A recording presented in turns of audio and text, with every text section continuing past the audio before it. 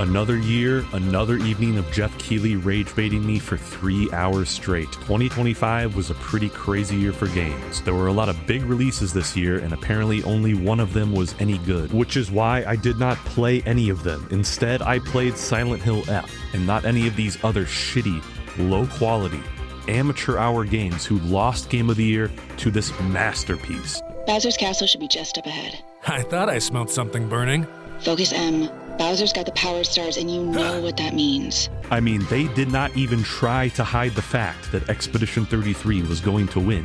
You knew it as soon as they had a French guy doing the announcement. Mon ami, clair-obscur, Expedition 33! He didn't even get the name right. Silent Hill is a weird franchise. It seems like when people talk about these games, the discussion is usually around 1 through 4, maybe PT, and then the rest of the games are lost in a haunted forest, and it's your job to find them all. And it kind of seems like Silent Hill F might be one of those. But in my opinion, Silent Hill F has 1 foot out and 1 foot in of that creepy dark forest. This game sometimes had me on the edge of my seat, desperate to see what was going to happen next, and then other times it had me saying to myself, "Oh my god, how many more times do I gotta do this?" It takes place in a beautiful, haunting rendition of a 60s rural Japanese village, populated by horrific and fascinating monster designs, which are rendered beautifully using the only game engine any self-respecting game developer should be using in 2025.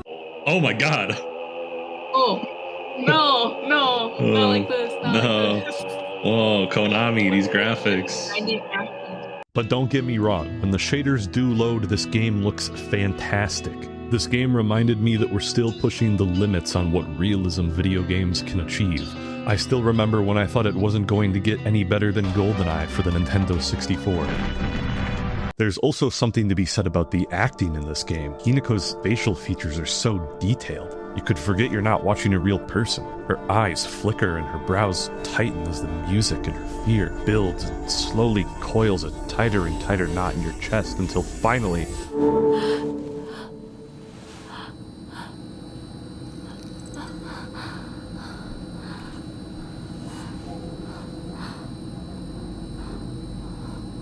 Alright, so walking around town and the cutscenes are pretty fun. I like them a lot. The puzzles are alright, but nothing crazy enough to write home about. Now the combat fucking sucks. You're going to be doing a lot of poking with your stick of choice against the same 5 enemy types until they fall over dead, which is not a huge departure from previous Silent Hills, but what sets Silent Hill F apart is the sheer amount of enemies they throw at you. In previous Silent Hills, you could run around for a considerable amount of time before running into anything actively trying to kill you, and even when you did, they were dealt with pretty easily.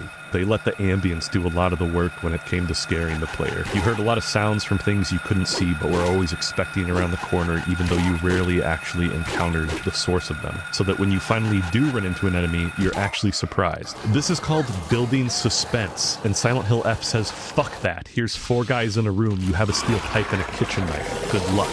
Which is a scary idea to do once, but not literally every 5 minutes. The game's just not scary when you're desensitized to constantly running into actual threats, and moreover, it makes the game really monotonous. I really had to force myself to finish the last leg of this game, and I'm glad I did. Underneath the gruelingly repetitive combat, limited exploration, and repetitive playthroughs, you will find a genuinely compelling and complex story here about relationships, self-discovery, making difficult choices, and how facing uncomfortable truths about yourself and others can ultimately lead to growth and freedom. There's a lot of grayness in this game, and I'm not just talking about the weather. None of these characters are shallow or surface level. The internal and external conflicts they're grappling with are always complicated by something deeper. Just when you think you have a character figured out in this game, some emotional, sad as fuck music comes on to remind you that you don't even have yourself figured out. No one is all bad in this game, nor are they all good. Just like real life, especially these days, it's easier than ever to cast blame for our problems onto others. But Silent Hill F is a story that understands. Before you can build the bridge, you have to look at who's on the other side first and make sure you don't want to beat them to death with a steel pipe.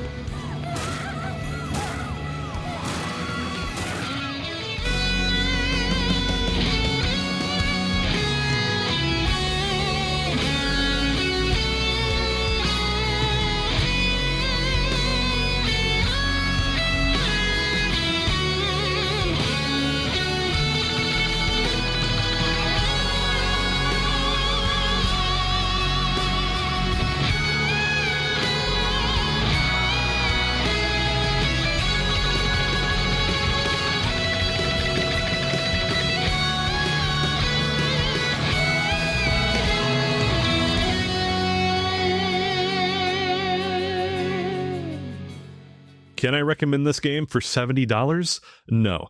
Can I recommend it for $42? Yeah, why not? Just play on easy mode and skip the fucking awful combat.